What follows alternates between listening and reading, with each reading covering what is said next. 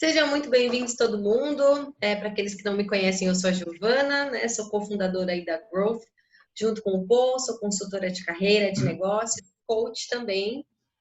E a gente tem muito orgulho de ter esse nosso projeto aqui, que é o Clube de Alta Performance, e de contar com aquele que está sempre aí com a gente, nosso parceiraço. E sempre que a gente chama, ele vem, mesmo quando não quer vir, tem que vir, é assim mesmo que funciona aqui o negócio. E então, Paul, se apresenta aí um pouquinho você antes da gente passar a palavra efetivamente para ele, porque o Paul, que é o fundador efetivo da Growth, eu entrei depois, entrei com tudo, então vamos que vamos. Legal. Bom, eu sou o Paul Barramontes, estrategista de carreira e negócios. Tive o prazer de estar em alguns projetos com a Lei, de conhecer a história dele e formamos uma amizade muito bacana. O Clube dos Profissionais de Alta Performance é um clube que nós criamos com o único objetivo: gerar conteúdo para que os profissionais se tornem profissionais extraordinários dentro das organizações, e isso através de lives semanais e também trazendo executivos para que eles possam compartilhar a experiência com os membros do clube. Então, a ideia é ter uma geração de conteúdo de alto nível. Esse projeto começou em abril, né? E graças a Deus o clube está crescendo, tem tido grande sucesso. Tivemos o prazer de participar estamos participando do projeto Inova São Caetano, que colocou a Growth como uma startup. Então, o projeto está crescendo bastante, tudo isso porque temos aí parceiros como o Alexandre, que nos dá a honra de compartilhar conhecimento, e fico muito grato por isso. Obrigado, Alexandre. O tema de hoje é gestão de crise, então a gente traz sempre um tema base, e aí a gente trabalhou bastante, né, Ale, para a gente trazer meio que um estudo de caso. Então vai ser algo bem prático, um bate-papo mesmo, para a gente poder tirar dúvida, explorar o tema e sair aqui com o máximo de conteúdo que a gente puder, tentar extrair esse conteúdo da cabeça do Ale e colocar ele em prática no dia seguinte. Então, Ale, melhor do que você para se apresentar não tem, né? Então, por favor, para quem ainda não te conhece, se apresente. Bom, acho que antes eu quero aqui dizer que é uma honra estar aqui com vocês. Para quem não conhece aí o Paul e a Giovana, eles são pessoas incríveis, fazem um trabalho incrível, e mais do que profissionais, eles estão dispostos a ajudar as pessoas. Eu acho que isso a gente precisa sempre ressaltar, porque não é todo mundo que está disposto a fazer alguma coisa por outras pessoas, né?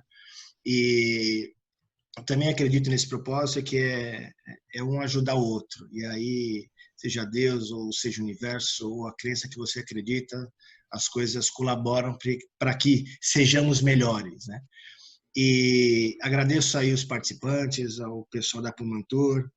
Daqui a pouco acho que vai entrar o Maru aí, se já não entrou. O Baia, que está aí, barbudo agora, participou daquele fatídico dia que eu já vou contar para vocês o que aconteceu. E aqui vocês podem interromper a hora que vocês quiserem, é um bate-papo, não tem uma apresentação, eu não quis fazer uma apresentação formal, e a ideia é a gente aprender aqui uns com os outros aqui, né? E aí, antes de me apresentar, pô, coloca aquela imagem do navio, né? Eu já vou contar para vocês o que aconteceu. Tá todo mundo vendo o navio? Faz um joinha para mim aí, só para eu ver aí.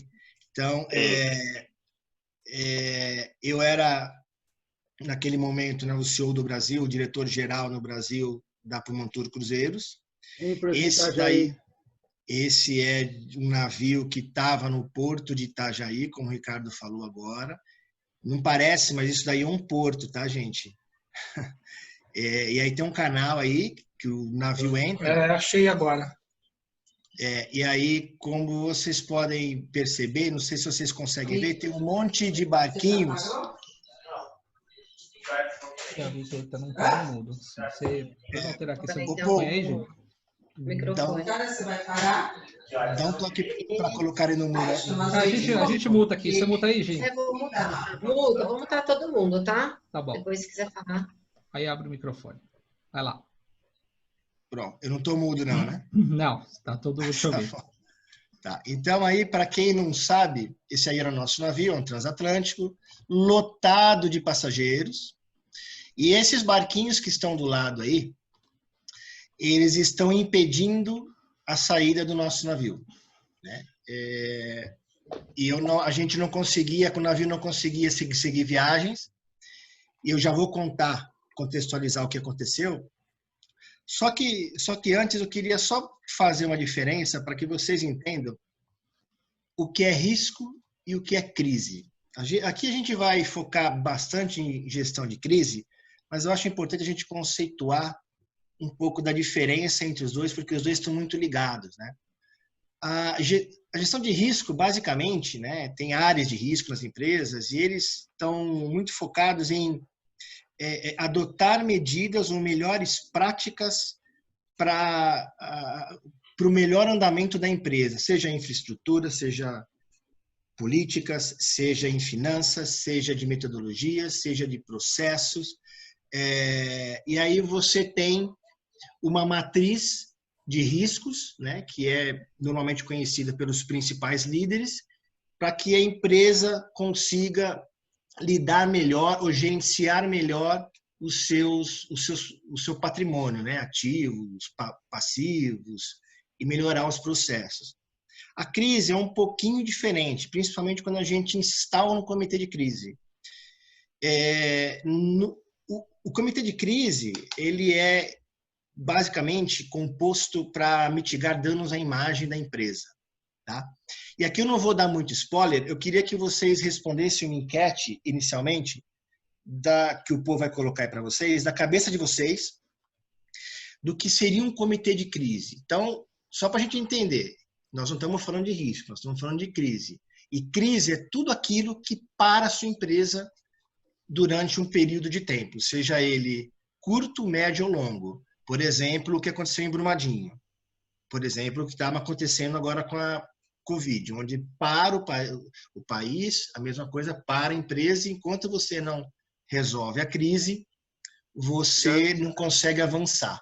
Ficou claro? Aí eu queria que vocês me respondessem essa enquete aí rapidamente, que o povo vai tabular isso aí para vocês. Aí eu já conto o que aconteceu. Pode ser? Você vê aí, Paul? Enquanto ele vai tabulando aí, isso é muito interessante, viu, gente? Porque a primeira vez que eu conheci o Zaquelo foi no Carreira Talk Show, na gravação do Carreira Talk Show, e ele fez essa diferenciação pra gente, né? O Paul, no caso, até acho que já sabia, mas eu nunca, na verdade, nunca tinha refletido sobre isso, né? Não é uma coisa, como é o meu dia a dia, uma coisa que eu tinha pensado muito sobre. E foi muito legal porque essa diferenciação fez muito sentido. E fez muito sentido em como até mesmo eu tratava algumas coisas da minha vida, algumas situações pelas quais eu passei, que eu intitulava como crise, né? Porque o meio à minha volta intitulava assim.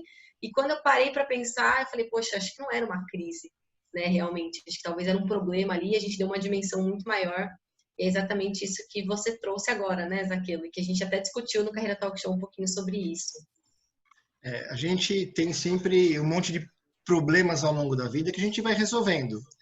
Mas uma crise, vamos chamar assim, é um problemão. Enquanto você não resolve isso, você não consegue andar com as outras coisas. E quando você instala um comitê de crise, é um negócio muito sério, muito tenso e muito intenso. E quem vive garanto que não esquece nunca mais. O Eduardo Baia está aqui, ele viveu comigo isso lá. O Maru, eu não sei se entrou, mas eles vão poder até falar um pouquinho do que aconteceu, né, junto comigo. É uma coisa muito, muito intensa, assim. É aquilo que a gente não recomenda que ninguém passe na vida, sabe? Porque é muito estressante mesmo, mas te dá outros aprendizados, né? E na crise eu costumo dizer que tem 3 fatores ou características de uma crise. Primeiro, que ela sempre te pega de surpresa, você não está esperando por aquele fato, não é um problema, eu disse crise, tá? Segundo, que ela vai passar, e terceiro, que ela sempre te deixa um legado. Então, o que você aprende com isso tudo? Isso é mais ou menos o que a gente vai conversar aqui com todo mundo, ok? Alguma pergunta inicial? Todo mundo respondeu, pô? Todo mundo respondendo. Eu não estou conseguindo ver aqui, a Gi tá vendo para mim aí. Ó, o Maru tá entrando agora, tá? Tá. Tá conseguindo ver aí, Gi? Oi, quem tá falando? Tô sim, pô, te mandei Ricardo, agora para no WhatsApp, tá? Calma aí. Mudada, o povo tá votando ainda, aguenta aí. Tá. Aquele caso que nós vivemos aquela vez lá do Empress também, em Itajaí, que tinha as ondas de 7 metros, lembra? Ficaram 600 que não embarcaram, lembra muito bem? Aquilo também foi uma crise, né? E uma crise de natureza, da natureza, né? Exatamente, aquela foi bem complicada. Eu vou compartilhar minha tela aqui para vocês verem, tá? Eu estava presente no Porto, inclusive, né? Vamos lá. Estão enxergando aí? Não, ok. Tô sim. Só a tela, só. Não? Métricos do Instagram. Por que não tá aparecendo? Pô, o que eu tenho que pôr aqui? Boa pergunta. Acho que como é interno do Zoom, ele não vai mostrar. Oi? Não, eu acho que ele não vai mostrar, não vai compartilhar porque é interno. Mas se você quiser ir falando o resultado... Bem, ó, tá dando 20... Aqui, vamos lá, eu vou ler para vocês, tá? Já que é interno. Então, tá dando assim, essa primeira. Na sua opinião, qual é a essência de um comitê de crise? 20% das pessoas votaram que é solucionar o problema, custe o que custar. 30% das pessoas votaram que é manter a união da empresa e apoiar o CEO na solução do problema. E 50% restantes votaram que é zelar pela reputação marca da empresa. Tá. Posso ir para a segunda pergunta ou não? Vamos ficar só nessa, né? Não, passa todas, aí eu acho melhor passar todas, né, pô? E aí a gente fala de uma vez, de uma vez só, né? Perfeito. Tá bom. Então vamos lá. Segunda pergunta. Qual seria a sua primeira ação como líder após receber a notícia de um grave problema? 10% votaram que convocaria primeiramente seus líderes e explicaria a situação. 9%, tá mudando, tá? Eu vou atualizando. E os outros 91%, 23%, e os outros 77% convocaria algumas pessoas chaves que ajudariam na solução do problema e instruiriam o comitê de crise. Tá. Número 3, em relação aos clientes e imprensa, na sua opinião, o que é mais importante? 85% votaram que é dar uma boa resposta rápida e 15% votaram que é dar uma excelente resposta lenta. Tá. Número 4, quem deve lidar com a imprensa? Nossa, isso daqui foi 31% colocaram que é o principal líder da empresa, por exemplo, o CEO, e 69% que é outra pessoa, um porta-voz. Número 5, entre 30 e 60 minutos depois, os principais meios de comunicação estavam te procurando para uma entrevista. O que você faria? 23% disseram que convocariam uma entrevista coletiva, 15% posicionaria a imprensa, mas de forma individual, evitando um aumento na exposição da empresa, uma inflação. 46%, que daí é a maioria, não se pronunciaria até ter uma visão clara do posicionamento da empresa, e os outros 15% fariam um comunicado genérico. Pergunta de número 6. A matriz determina algumas diretrizes. Qual é o papel do líder em uma filial, no caso do Brasil, na gestão de crise? Essa daqui ganhou fácil. 92% disseram que o papel é expor as diferenças e negociar os termos com a matriz. E 8% restantes, ditar as regras e as condições, já que o líder conhece o país mais do que a matriz em si. Tem mais duas. Pergunta de número 7. No meio da crise, você tem a opção de receber a ajuda de alguém muito influente no setor, através da sua influência junto ao gabinete da Presidência da República. Você aceitaria ajuda, mesmo que resultasse algum tipo de dívida futura? Essa fica pau a pau. 43% disseram que ok, já que você tem que resolver aquele problema custe que custar, e os outros 57% disseram que não avançariam, já que isso pode acabar custando mais caro depois. E por último, número 8, após a crise, muitos problemas com clientes finais e com o setor de turismo permaneceram. Quem deve ficar à frente, então, na solução desses problemas? Pau a pau também, 43% disseram que é o próprio CEO, e os outros 57% restantes disseram que são todos os líderes que têm que lidar com esse problema. Então, vamos lá. Ou seja, não tem certo, não tem errado, mas é muito polarizado as respostas, né? Muito interessante. Mas as perguntas que eu bolei foram justamente para polemizar o negócio. Porque se não tem certo e errado aqui, depende muito do momento que você está. Mas a ideia aqui, gente, é a gente bater um papo e conversar um pouquinho e eu passar para vocês o que eu aprendi com isso, tá? E aí vocês podem me interromper, questionar, perguntar, dizer que não concorda, dizer que não tem nada a ver, para mim não tem nenhum problema. O ideal é que a gente aqui aprenda um com o outro. Bom, a primeira coisa que eu acho importante a gente mencionar, vamos pela primeira pergunta aí, qual é a essência do comitê de crise? O foco inicial, talvez o principal, é você solucionar o problema, custe o que custar. Você tem que sair do problema, porque se você não sair do problema, você não consegue avançar em outras coisas da empresa. Agora, o custe a que custar aqui, obviamente dentro de um contexto legal, de um contexto ético e moral, né? Você não vai ter que matar alguém para conseguir sair do problema, não é disso que se trata. Mas você precisa envidar todos os esforços, seja eles quais forem, com as dificuldades que forem, para conseguir resolver o problema. É claro que isso tudo é para zelar pela reputação e a marca da empresa, obviamente, tá? Quando eu recebi a notícia, foi muito interessante que é uma injeção de adrenalina com dopamina, com as inas da vida, porque você fica muito tenso com o negócio. Aí, depois de 5, 10 minutos, é um negócio impressionante. Assim, parece que todo mundo do mundo mundial está sabendo do problema. E a primeira coisa que eu fiz foi me acalmar, porque você fica muito nervoso. E aí, quando você fica nervoso, você não avança na melhor solução do problema. Eu lembro que eu não sei se o Maru tá aí, o Edu tá aí, eu entrei na minha sala e falei assim, só um minutinho, né? Aí eu fiquei na minha sala e fiquei uns 2, 3 minutos. E quando eu olhei para a porta, assim, ó, tinha uns 4, 5 desesperados querendo falar comigo, assim, sabe? E aí eu saí e o que eu fiz foi escalar o problema.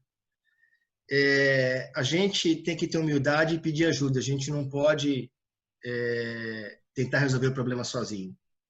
E aí eu lembro que era dia de Reis na Espanha e era feriado, portanto eu estava mais ou menos sozinho no Brasil e a primeira pessoa que eu liguei foi o CEO global da empresa. Eu lembro até hoje da resposta dele, foi o seguinte: para você estar me ligando no meu celular no feriado, o problema é grave. O que houve? Aí eu contei o problema. E qual foi o problema? Como vocês viram aí, o navio estava preso no porto de Itajaí e a gente não conseguia tirar o navio daí. Por quê? Esses barquinhos que estão aí na frente, eles foram mandados pelo Sindicato da Pesca lá de Itajaí. Houve um decreto-lei do governo federal. Esse decreto era recente, ele impedia umas centenas de pesca de espécies de peixes. Ou seja, os pescadores que viviam disso não podiam pescar mais umas centenas de espécies de peixe. E aí o sindicato, para fazer uma retaliação, mandou os barquinhos parar em frente ao nosso navio e não deixar o navio sair. Para que ele fez isso? Para ter uma repercussão maior ou nacional. Teve até internacional, mas aí vocês imaginam a confusão que deu. O que é o navio? O navio, para quem nunca fez, né? O navio, ele é um hotel que anda e ele é cíclico, né? Nesse caso aí, ele estava indo para a Argentina e para o Uruguai, que a gente chama de Bacia do Prata. E ele saiu de Santos, ele desceu para Itajaí, então embarcaram centenas de pessoas em Santos, ele teve uma pausa em Itajaí, aí as pessoas que tinham embarcado no cruzeiro antes em Itajaí desceram em Itajaí, entraram outras pessoas, as pessoas que estavam em Santos desceram em Itajaí para conhecer os passeios que tem em Itajaí, depois voltariam para o navio e seguia a viagem para a Bacia do Prata. E aí o que aconteceu? Com essa greve aí, a gente não conseguiu tirar o navio. E aí, depois de mais ou menos entre 30 e 60 minutos, né, Maru? Não sei se você está por aí. todos os meios de comunicação já estavam tentando entrar em contato conosco para ter uma posição na empresa. E por isso que eu fiz essa pergunta aí.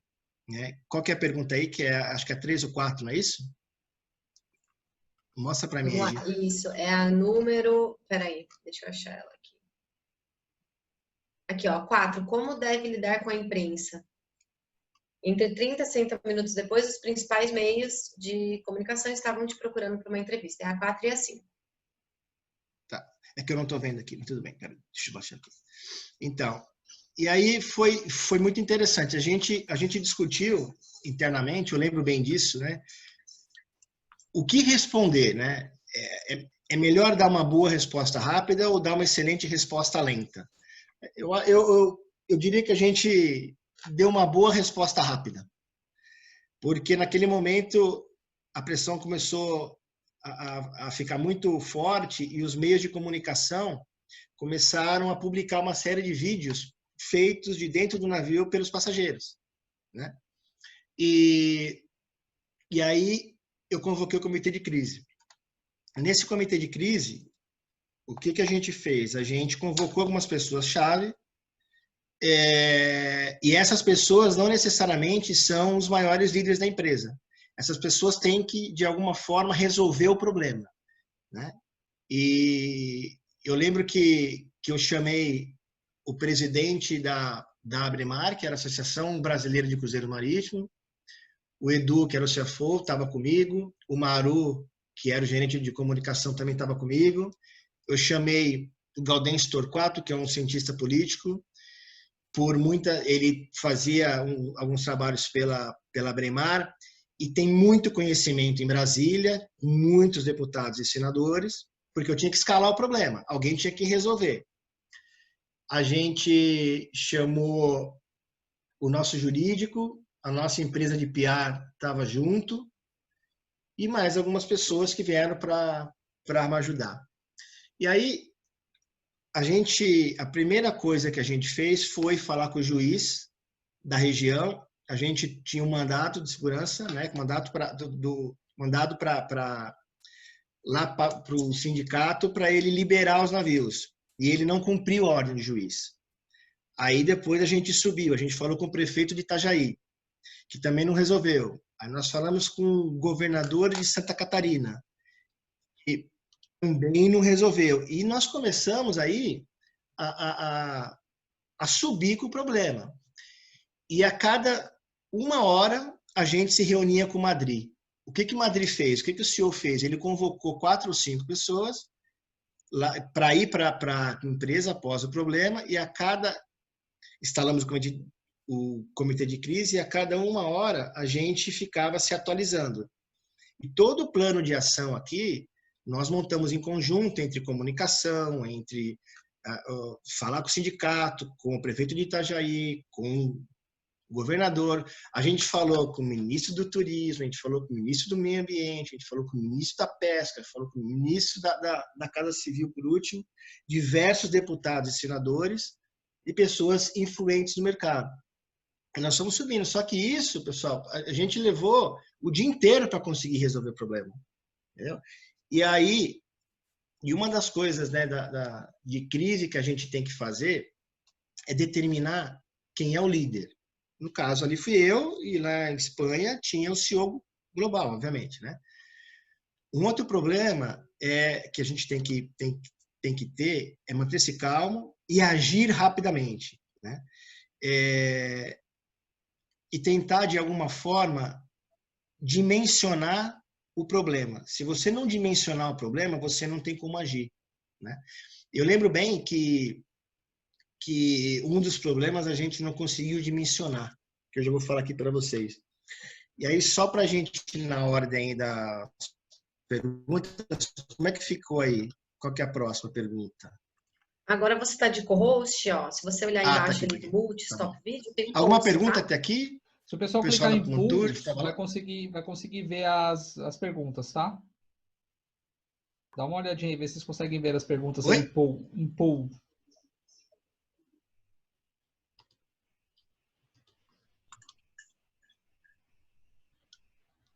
Aqui, essa pergunta aqui, né, se a matriz determina algumas diretrizes.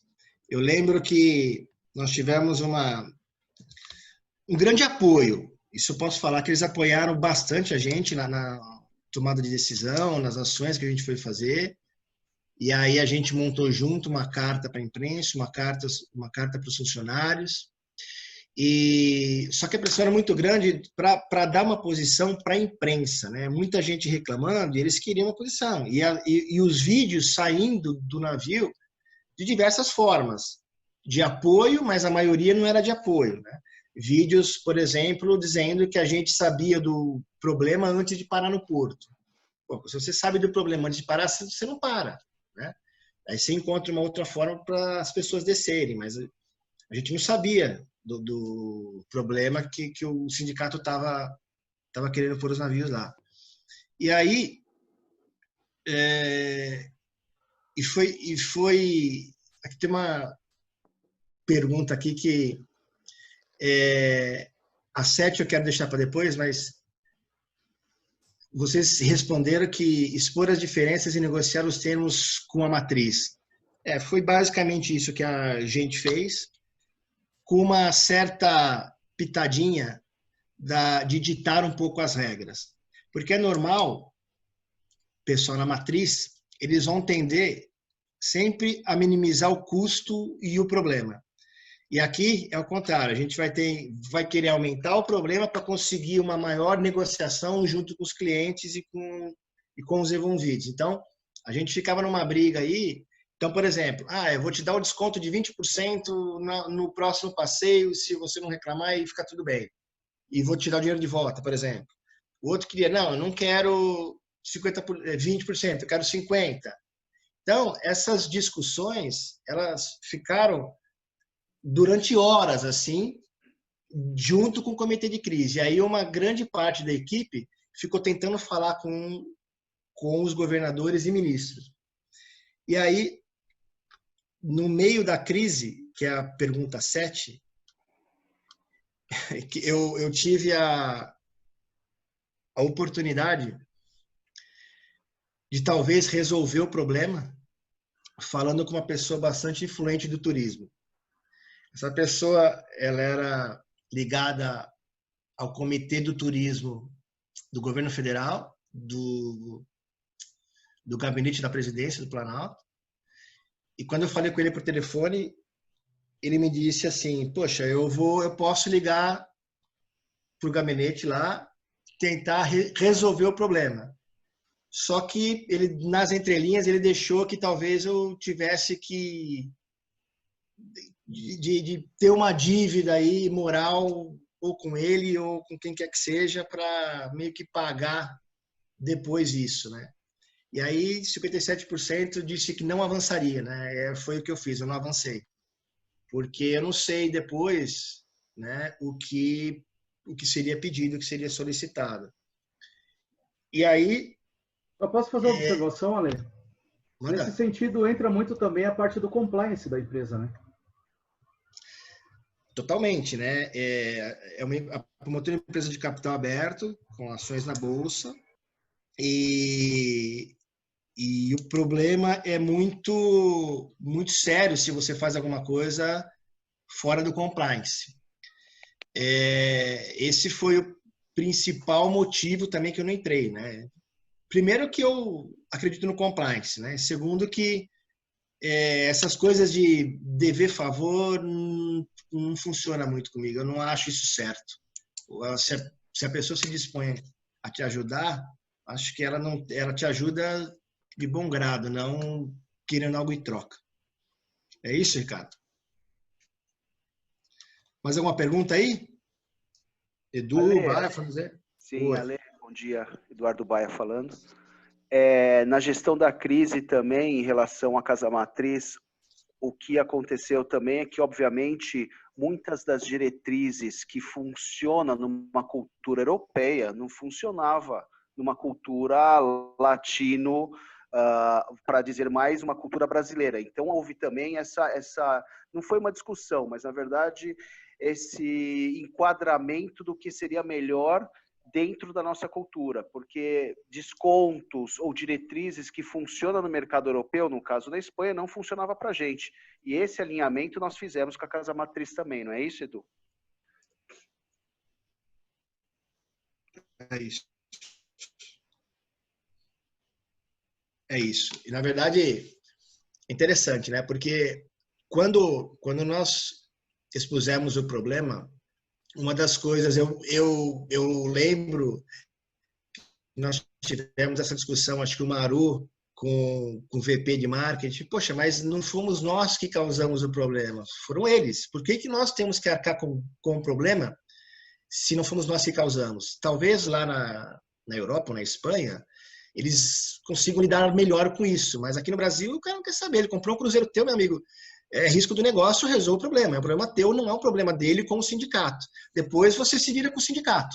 Foi o que a gente fez. Mas aqui no Brasil, ninguém quer saber, né? Eu comprei um cruzeiro para ir para Bacia do Prata e aí, quando as pessoas estavam a bordo, que é onde que gerou o motim, o comandante, o capitão, anunciou que nós iríamos para Búzios, porque não dava mais tempo para chegar lá na Bacia do Prata. E aí gerou um estresse a bordo incrível, né? De a gente conseguir convencer e acalmar as pessoas para que elas, pelo menos, seguissem o navio, com o navio, né? Com outro itinerário. E aí foi muito interessante. Depois você faz o complemento, tá, Maru? O Maru, que está aqui, era o gerente de comunicação, que era o responsável pelo PR, que estava nessa discussão toda aí lá com a matriz. E eu lembro que, quando eu disse dimensionar o problema, é muito interessante, que a gente acha que conhece o business, né? Você tem pensamento sistêmico, você conhece os stakeholders, você fala, bom, agora acho que aqui a gente traçou, a gente mapeou de uma certa forma todos os problemas, aí nós saímos com as ações para conseguir resolver. Mas a gente não dimensionou, que era quando o navio ele tem, como é que funciona, né? Ele é uma zona alfandegária, então quando você é como se fosse aeroporto, quando você sabe aquela história de não, a gente já me encerrou, fechou o check-in, acabou, você não entra mais no aeroporto. No navio é a mesma coisa, existe uma lista, um manifesto que depois que encerrou isso, você não entra e não sai mais do navio. E aí, como é um porto muito pequeno, nós solicitamos, e são muitos passageiros, não é um navio de carga, nós solicitamos ajuda para o pessoal da Polícia Federal de Florianópolis. E eles mandam uma equipe para ajudar a fazer todo o processo. O que aconteceu? Depois desse manifesto ter sido encerrado e as pessoas entrarem no navio, acabou o check-in. Eles foram embora. E quando a gente falou que a gente não ia mais para Bacia do Prata, que nós iríamos para Itajaí, e houve esse motim, algumas pessoas quiseram descer. E a gente não podia descer as pessoas, porque a gente não tinha autorização da Polícia Federal. O que aconteceu? Eles começaram a fazer vídeo que nós estávamos fazendo com que eles ficassem em cárcere privado. Aí nos gerou um outro problema. Tivemos que envolver o jurídico, chamar as pressas da Polícia Federal para descer aquelas pessoas que queriam descer. Então, assim, o problema foi se agravando, né? E a gente levou o dia inteiro para resolver o problema. E isso é porque nós tínhamos um mandado do juiz para conseguir liberar o navio. E o problema foi subindo, até que chegou no gabinete da presidência, e quem deu uma ordem para liberar o navio foi o ministro da Casa Civil. Ele ligou para o ministro da Defesa, que ligou para o sindicato e disse o seguinte: ou você tira os barquinhos da frente, ou eu vou mandar a Marinha aí, a Marinha Mercante, né? Que é aquele navio cinza lá, cheio de arma lá. E aí, só depois que ele fez isso, que meia hora depois os barquinhos começaram a sair da frente, né? Então, vocês devem imaginar o problema que isso gerou. Até hoje nós temos problema com esse incidente lá. Acho que basicamente essa foi a crise. Não sei se alguém lembra mais de alguma coisa, Maru?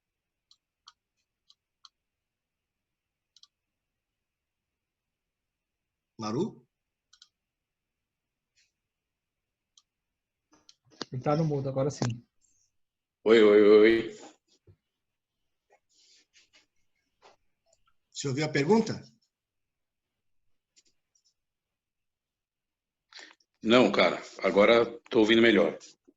Tá. Não, eu perguntei se Ok. você lembra mais de alguma coisa, já que você lidou com boa parte da imprensa aí Quer acrescentar alguma coisa? Eu acho que assim, o que foi, e não foi só o dia, né, cara, porque depois a gente teve uma recorrência de imprensa que foi muito grande. Essa gestão de crise ela acabou se estendendo por muito tempo, né, cara, muito mais do que o dia em si, ou o ocorrido ali, né, aquela uma semana que a gente fica um pouco em choque.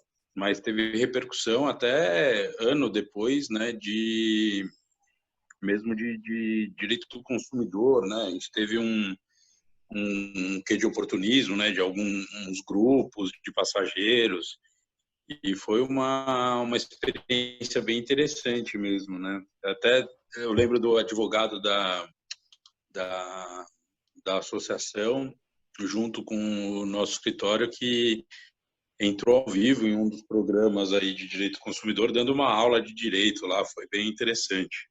A gente já tinha um trabalho muito próximo, né, junto com a imprensa, então acho que facilitou isso e estava bem assessorado também com uma grande agência. E aí, o que é bastante interessante em uma gestão de crise é a participação e a liderança nessa área de comunicação, porque é muito difícil você agradar a todos, né? E aí, só respondendo algumas perguntas, né? Naquele momento, eles acharam melhor que eu não fosse o porta-voz. Lembra disso, Maru? Não fosse o porta-voz da empresa naquele momento inicial. Depois eu fiquei inúmeras vezes falando com a imprensa, falando com os stakeholders, falando com o cliente, principalmente, até para participar ativamente da gestão da crise, da pós-crise, né, da pós-dia, com os líderes. O Eduardo Baia, que era o CFO, que falou há pouco aí, junto com o outro Eduardo Fonesieri, participaram ativamente na solução dos problemas. O Ricardo Castro, que está aqui, era da área de vendas lá do Sul, participou ativamente na tentativa de acalmar, de solucionar os problemas com aqueles clientes que ele tinha lá, porque o cliente ele não quer saber se você tinha boas intenções ou se você não teve um problema de fato, né? Não foi o causador. As pessoas entendiam, né? Depois que a gente explicava, eles falavam, tá bom, mas o que eu faço? Reclamo com o sindicato? E o cara, a passagem que eu comprei. Eu comprei A, você me entregou B. Eles tinham certa razão, né, Ricardo, de reclamar. E aí eu lembro que isso gerou um estresse com um programa de TV, queria que eu entrasse ao vivo. Aí a gente chama, que é o que o Maru falou, com vários consumidores juntos, reclamando, ao vivo, assim. O cara te liga e fala, cara, se eu estou ao vivo aqui, eu quero que você entre agora. Ale, é como você comentou, e o Baia também comentou, essa questão de alinhar com a matriz, por exemplo, que estava na Espanha. A visão do pessoal da Europa é uma em relação a todo esse comitê e resolução do problema. Mas aqui a gente tem um caso muito, vamos dizer assim, específico, que é o direito do consumidor batendo em cima de tudo, e antes que você explique, você já está errado, entendeu?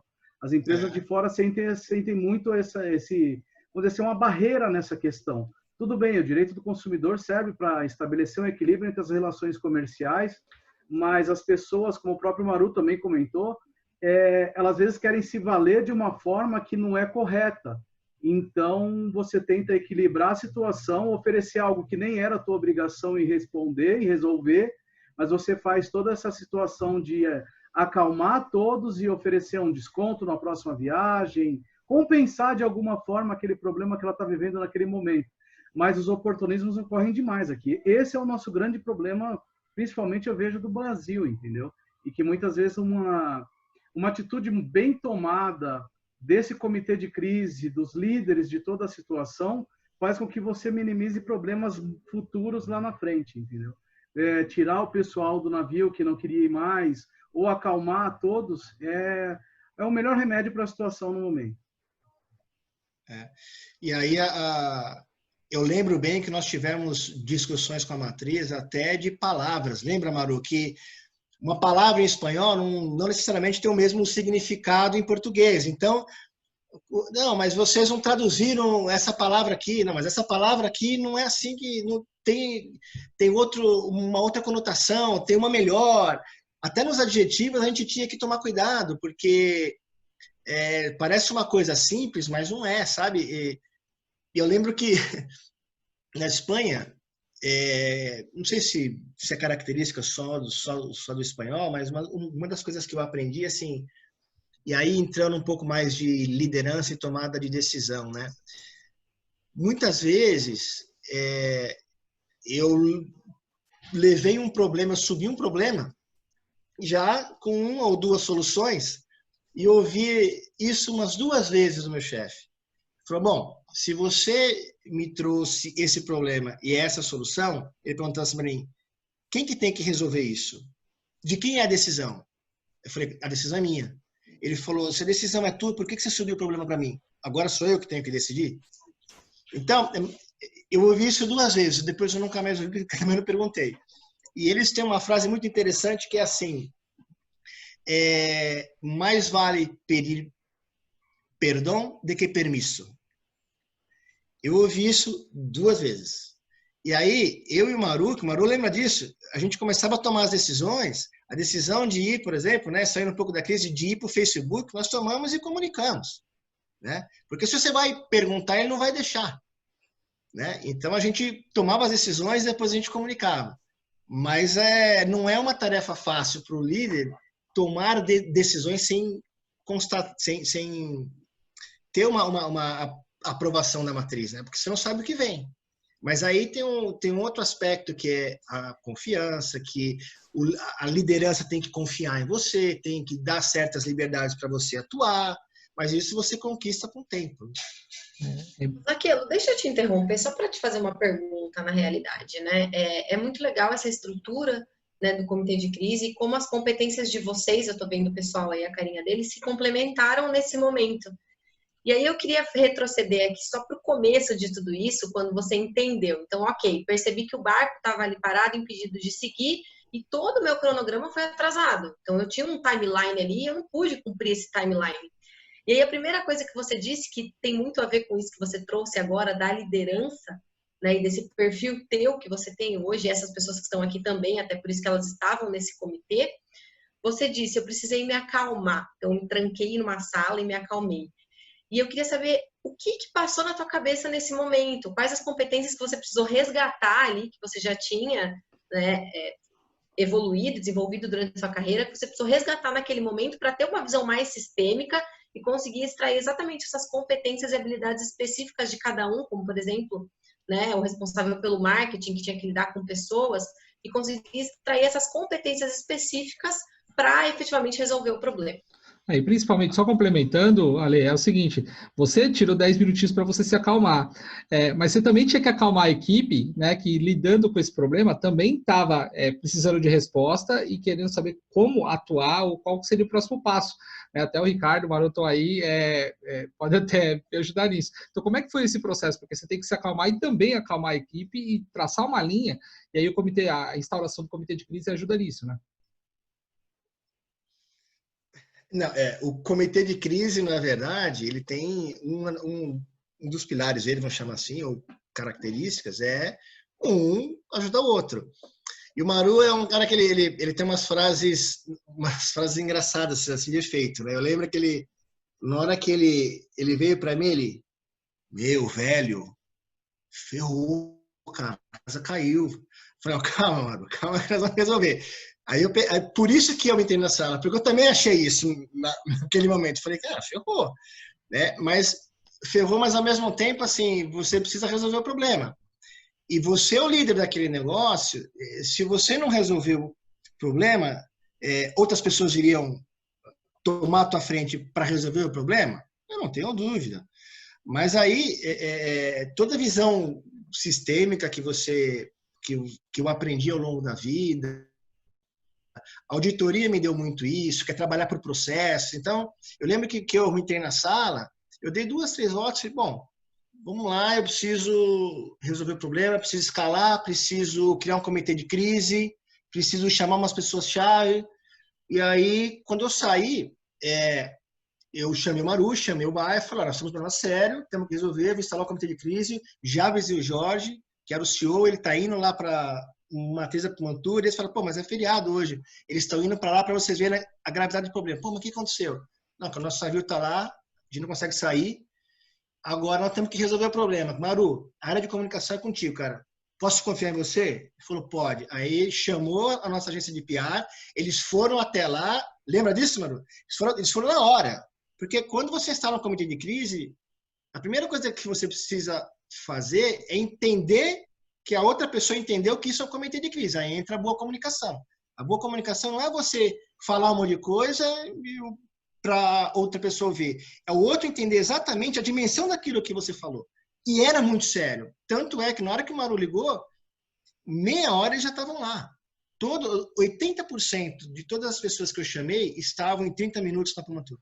Eles pegaram um táxi na hora, cai a caneta, para o que está fazendo e vai lá ajudar. É assim que funciona.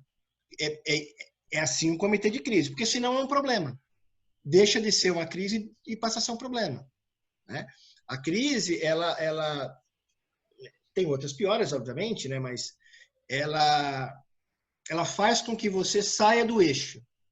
Né? Daquele eixo normal que você estava, você tem lá, tem conta para pagar, você tem cliente ligando para você, você tem cabine que você precisa ajustar, gente querendo upgrade.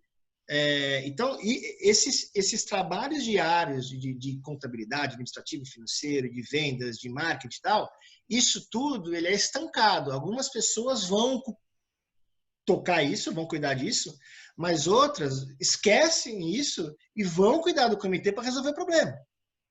Porque senão você não sai do problema. Respondi, Giovana?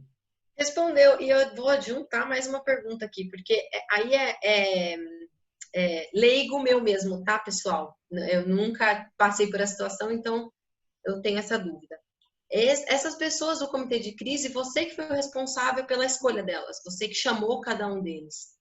E como que você escolheu? Você escolheu os chefes ali de cada área, os líderes ou não? Você escolheu com base em algo que você já tinha pré-pensado? Como que foi essa escolha? O que você precisou olhar e elencar nessas pessoas para falar, ó, tem um problema que parou meu business, tem que ser os melhores dos melhores aqui comigo. Como que você escolheu esses melhores? Os melhores não necessariamente tecnicamente, né? Os melhores que vão me ajudar a resolver o problema. Né? Exatamente. Eu pensei o seguinte, falei, bom, o navio está lá parado, se eu chamar alguém da área de vendas, vai resolver o meu problema? Não necessariamente. Eu precisava de alguém que tivesse contatos, conhecesse pessoas, entes públicos, para resolver o problema. Eu tinha um sindicato que estava comandado o juiz que não cumpriu. Ou seja, ele estava descumprindo uma ordem legal. Certo? Eu falei, bom, quem que instituiu o decreto? O ministro da Pesca. Bom, o ministro do Turismo está sabendo que está afetando a área dele? Bom, tá bom. Quem mais? Bom, isso pode afetar o meio ambiente? Não pode. Então, eu chamei pessoas que poderiam me ajudar a contatar essas pessoas para conseguir resolver o problema. Chamei a área jurídica, porque poderia ter alguma questão técnica e legal.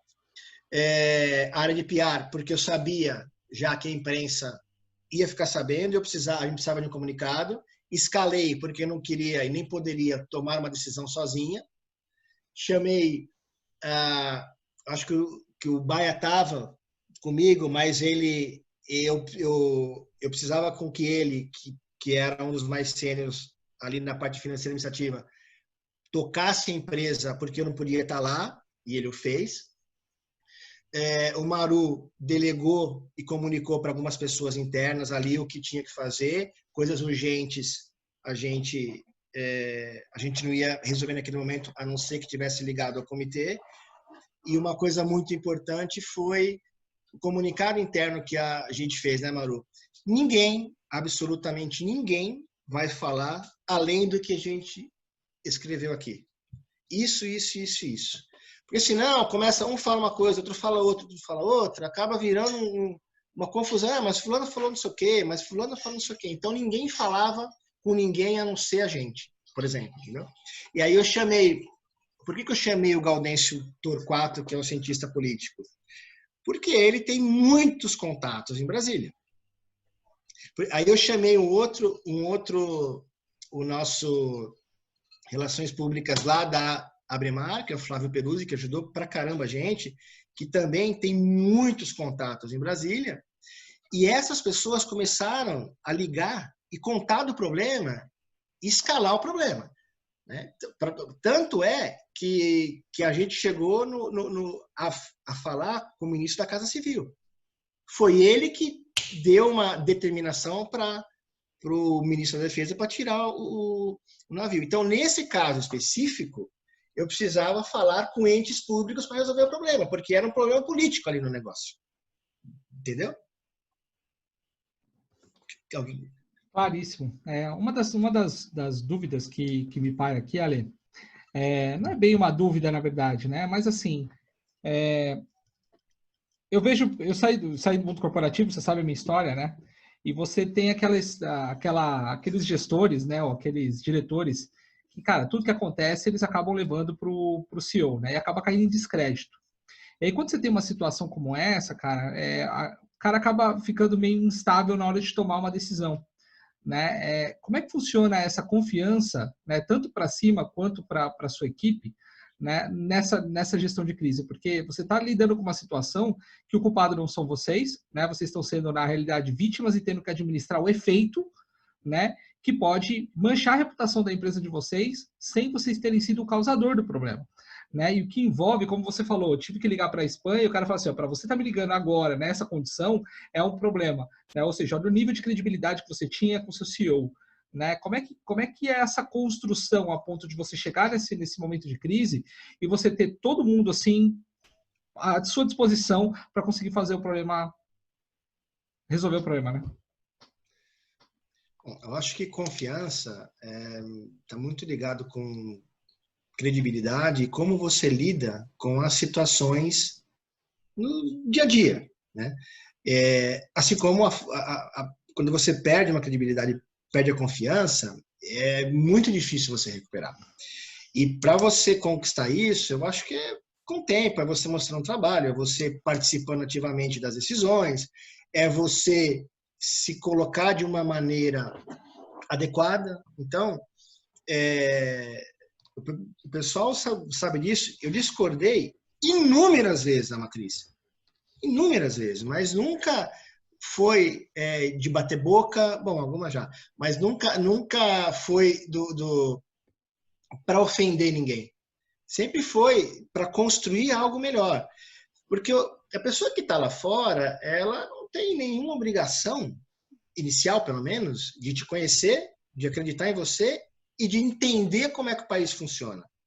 Então, a gente está num país muito complexo em um monte de coisas. E às vezes quando você explicava as coisas, o cara fala, não, mas não é possível que seja assim. Porque não tem lógica. Não tem lógica, mas é assim. Pode não ter lógica para você, pode não ter lógica para mim, mas para o governo tem lógica. Você vai querer brigar com o governo, por exemplo? Que é o que o Ricardo falou, que é a parte de consumidor que nós temos aqui, que é muito forte isso. Então, que é a mesma coisa que a trabalhista, né? Ainda. Né? Então, isso ainda é muito forte. E para você discutir e ter a credibilidade necessária, você tinha que mostrar para eles que aqui as coisas funcionam diferentes, né? Funcionam de forma diferente. Você conseguia convencer 100% das vezes? Não. Eu lembro que o Baia vai lembrar disso, o Edu também, que o Fornazieri, que era de finanças. Eu tive inúmeras. Eu e os dois, depois o Edu ficou aqui em finanças, como você falou, tentou também, a gente queria implementar uma mudança eliminar os boletos e vender só por cartão de crédito. Isso daí, na verdade, a gente queria implementar boleto para todo mundo, porque apenas um cliente comprava através de boleto. A gente queria implementar boleto para todo mundo, inicialmente, e pouco a pouco a gente ia tirando, porque o custo de vender por boleto era muito caro. Eu tive essa discussão pelo menos umas 10 vezes com pessoas diferentes na Espanha e nos Estados Unidos. E o Baia é a mesma coisa. A gente nunca conseguiu convencer, mesmo estando certo. Então, não é sempre que você consegue convencer, mesmo estando certo. Na maioria das vezes a gente conseguia, mas não era todas as vezes. Mas a credibilidade você conquista com o tempo. Respondi? Respondido. Alguém tem mais alguma dúvida, pessoal? Aproveita aí. Vamos enriquecer aí o bate-papo.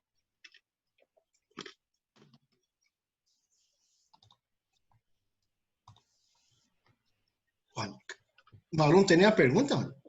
Complemento? Ricardo? Baia? Frazieri? Eu, como sempre, falo demais, né? Você já me falava isso, mas a área de vendas precisa falar, você lembra disso, né? Então é assim, ó, o que eu vejo de tudo isso aí nessa situação dos que estão envolvidos em qualquer situação da empresa, como o próprio Alexandre falou, é a confiança. E eu nunca trabalhei numa empresa onde a gente tinha uma sinergia e uma empatia tão grande quanto na Promotor. Era um grupo assim, a nossa turma era... podia surgir aquela crise no momento, alguma coisa, mas a gente dava 5 minutos, estava todo mundo olhando para cá, tá resolvido, tá ótimo, tá perfeito. E a confiança no outro é que fazia a empresa deslanchar, era impressionante, entendeu? Eu tenho uma saudade até hoje, muito grande de todos da equipe. Porque era fácil trabalhar. Você tinha os problemas, mas você sabia que acontecia qualquer problema, você corria para um, para outro, e você sabia que a pessoa ia te ajudar, mesmo não sendo daquela área. As pessoas paravam, te escutavam e tentavam te ajudar, entendeu? E nessa questão, a confiança, a empatia, a sinergia, fazia toda a diferença na nossa turma. No nosso time, na verdade, era time, equipe, qualquer adjetivo que você possa aplicar, porque ali funcionava mesmo, de verdade. Ô Alexandre, eu não tenho nenhuma dúvida, mas eu queria fazer um comentário sobre isso que ele falou, que a gente percebe na sua fala, entre vocês, esse espírito de equipe. Eu acho que isso aí faz a diferença em qualquer situação. Dá para notar que era um nível assim, uma conexão extraordinária, viu? Então, parabéns aí pela equipe que vocês tiveram.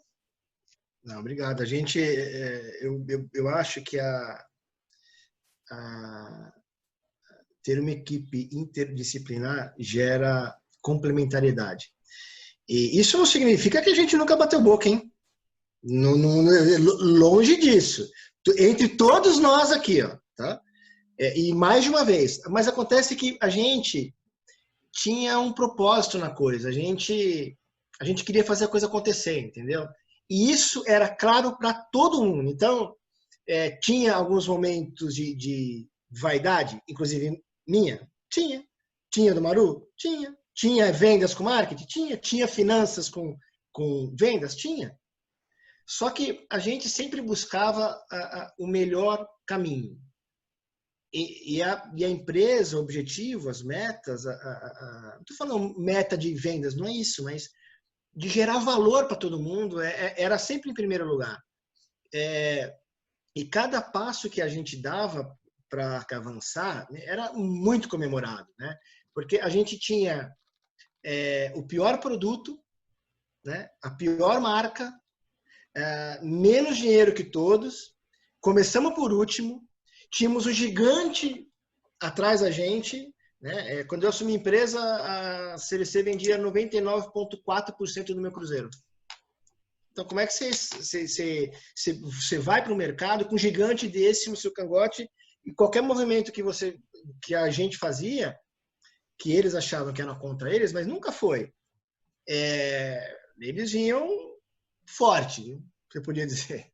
Basicamente, eles ditavam o seu mercado, né? Uma vez que ele vende 99% do seu negócio, praticamente, assim, teoricamente, né? Pensando, olhando de cima, pô, eu tô na mão de refém de um único cliente, né? E no final das contas, requer uma construção de relacionamento muito grande para que seja uma via de mão dupla, né? Para você poder tomar as decisões e não achar que é algo pessoal, né? Olha, sim, mas você sabe o que era muito interessante, que foi, pelo menos, eles nunca, em nenhum momento, usaram isso contra mim. Nenhum momento. Eu acho que vai muito também da forma como eu me postei naquele momento. Quando eu assumi, a primeira coisa que eu fiz foi chamar os caras e falar, olha, nós tomamos uma decisão em conjunto, né? Porque nós vendíamos por exclusividade. Eles só vendiam a gente, nós éramos só vendidos por eles. Se vocês vão para outros clientes, né? Tá tudo certo, você está me dando o direito de também ir. E eu não quero em nenhum momento gerar nenhum estresse com relação a isso.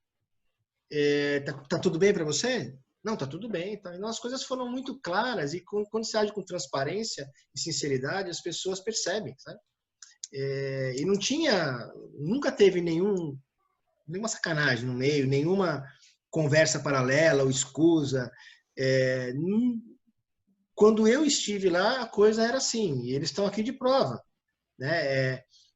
Era fácil? Não era fácil. Então, você ia no mercado, o Ricardo cuidava de parte do Sul, que era vendido lá pelas agências da CVC. Ele ia numa outra agência oferecer uma coisa, ai da gente se a gente oferecesse 1 milímetro melhor do que a gente vendia para a CVC. Era assim ou não era, Ricardo? Porque os caras iam, e aí ele queria agradar, queria tratar diferente para conseguir outros mercados, mas era muito difícil, e foi muito difícil, né?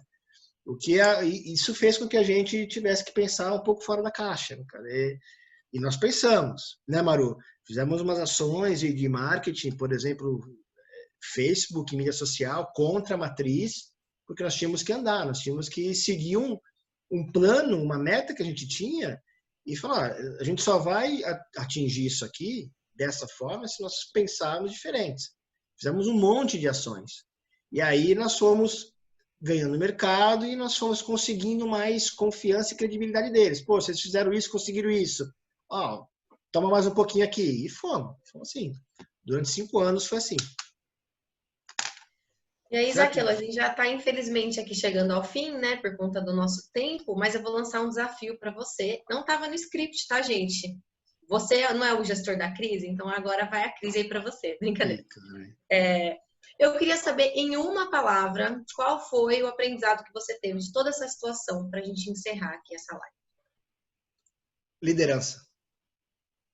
Ótima resposta. Legal. Muito legal. Então, pessoal, é isso mesmo. Então, pessoal, muito obrigada a todo mundo que esteve aqui hoje com a gente. Muito obrigada principalmente a vocês, Zaquelo, por topar, participar. Foi muito enriquecedor. Quem ainda não assistiu, o Zaquelo tem uma entrevista no Carreira Talk Show, no nosso canal do YouTube, em que ele fala com mais detalhes sobre toda essa situação, né? Ele conta aí realmente tudo que passou na cabeça dele, então é bem interessante, vocês podem entrar lá e assistir. Tem outros executivos, o Marcos também, que está aqui com a gente, também participou, dá para conhecer um pouquinho da história dele. Então, muito obrigada de coração, viu, Zaquelo? E a vocês também que participaram aqui com a gente. Imagina, um prazer e agradeço a todos aí, estou à disposição aí, para quem quiser bater um papo depois. Legal, pessoal. A gente vai deixar os contatos do Zaquelo, LinkedIn, todos os contatos das mídias sociais dele, da entrevista e tudo mais. E obrigado aí, obrigado pela participação, Ricardo, Maru, Baia, Fornazieri, todo mundo que participou aí, que realmente trazer um estudo de caso desse faz a gente repensar muitas coisas na nossa carreira, da forma como a gente lida com as equipes no dia a dia, né? Isso faz com que a gente consiga lidar melhor com essas crises, né? Visto que a gente está passando por uma, né? Essa crise, só falar sobre ela é mais uma live. Né? Com certeza. Gente, muito obrigado. Boa noite, bom descanso para vocês. Obrigado pelo prestígio. Obrigado. Tchau, tchau. Um abraço. Tchau.